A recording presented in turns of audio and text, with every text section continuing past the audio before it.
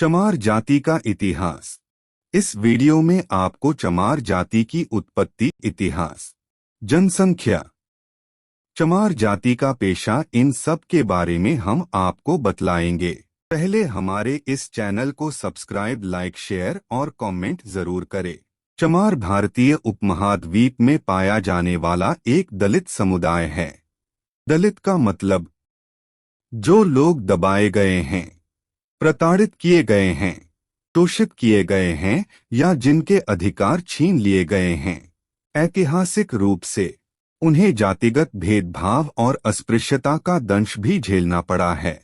इसीलिए आधुनिक भारत की सकारात्मक भेदभाव प्रणाली के तहत चमार जाति की स्थिति को सुधारने के लिए उन्हें अनुसूचित जाति के रूप में वर्गीकृत किया गया है। आइए जानते हैं चमार जाति का इतिहास। चमार शब्द की उत्पत्ति कैसे हुई? चमार शब्द की उत्पत्ति संस्कृत शब्द चर्मकार से हुई है। ऐतिहासिक रूप से जाटव जाति को चमार या चर्मकार के नाम से जाना जाता है। ब्रिटिश इतिहासकार कर्नल टैड का मानना है कि चमार समुदाय के लोग वास्तव में अफ्रीकी मूल के हैं, जिन्हें व्यापारी काम के लिए लाए थे। लेकिन अधिकांश इतिहासकार इस विचार से सहमत नहीं हैं और उनका कहना है कि इस समुदाय के लोग प्राचीन काल से ही भारतीय समाज में विद्यमान हैं।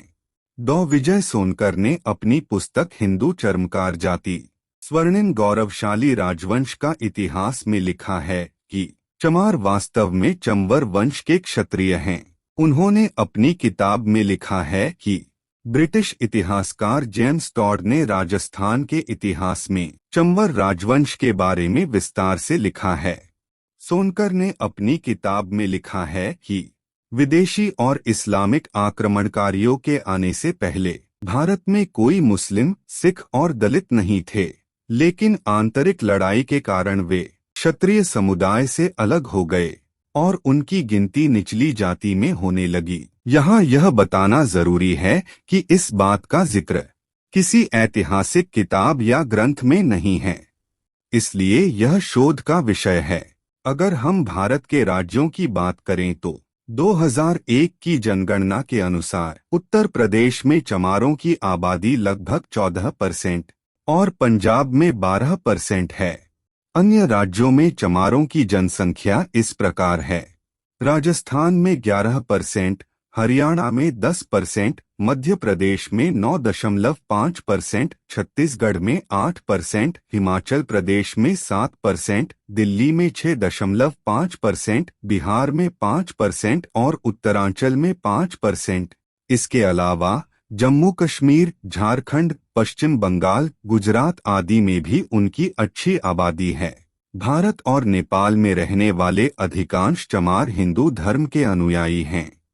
इस समुदाय के सदस्य बौद्ध धर्म और अन्य धर्मों का भी पालन करते हैं। पाकिस्तान में पाए जाने वाले अधिकांश चमार इस्लाम धर्म का पालन करते हैं। इनका मुख्य व्यवसाय चमड़े का सामान बनाना था, लेकिन इस समुदाय के कुछ लोगों ने कपड़ा बुनने का काम शुरू कर दिया और खुद को बुनकर चमार कहने लगे।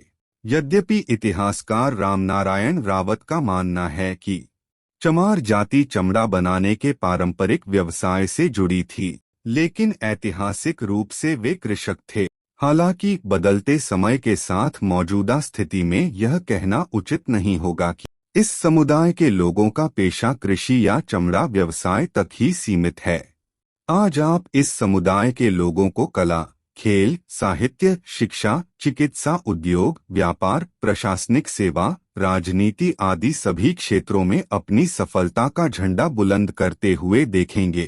क्या चमार शब्द एक बुरा शब्द है? जातिसूचक शब्द कहने पर 6 माह की सजा है।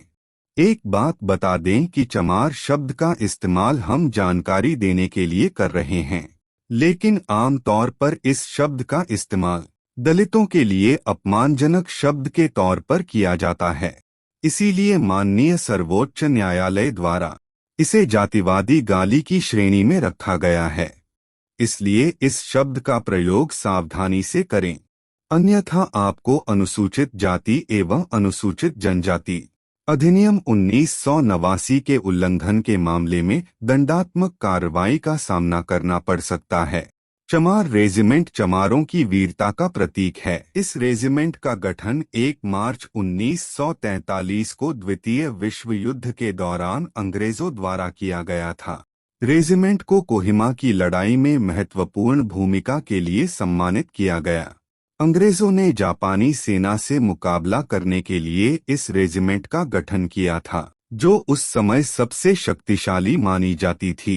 इस रेजिमेंट को आजाद हिंद फौज के खिलाफ लड़ने के लिए कहा गया था, लेकिन चमार रेजिमेंट ने देश और नेताजी सुभाष चंद्र बोस की आजाद हिंद फौज की खातिर अंग्रेजों के खिलाफ विद्रोह कर दिया। इसके चलते अंग्रेजों ने 1946 में चमार रेजिमेंट पर प्रतिबंध लगा दिया।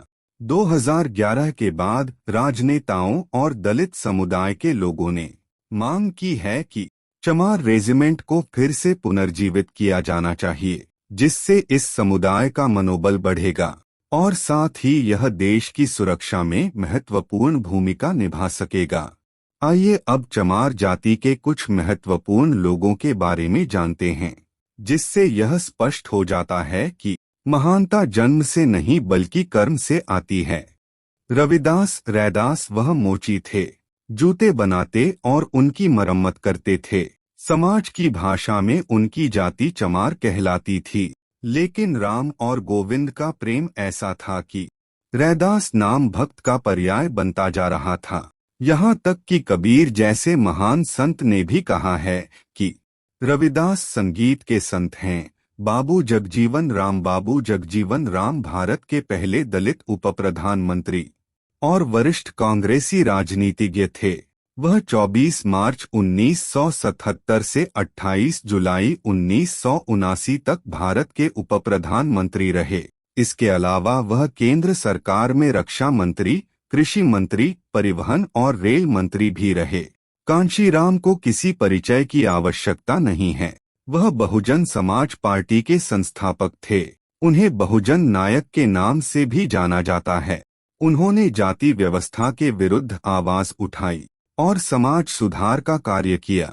उन्हें बहुजनों, पिछड़ी और निचली जातियों के राजनीतिक एकीकरण और उत्थान के लिए उनके कार्यों के लिए हमेशा याद किया जाएगा। बाबू जगजीवन राम की बेटी मीरा कुमार कांग्रेस की वरिष्ठ नेता हैं। वह 2004 से 2014 तक बिहार के सासाराम से लोकसभा सदस्य रहीं। वह 4 जून 2009 से 16 मई 2014 तक लोकसभा अध्यक्ष रहीं। राजनीति की दुनिया में सुश्री मायावती की एक अलग पहचान है। वह 4 बार उत्तर प्रदेश की मुख्यमंत्री रह चुकी हैं। साथ ही वह वर्तमान में बहुजन समाज पार्टी की राष्ट्रीय अध्यक्ष भी हैं।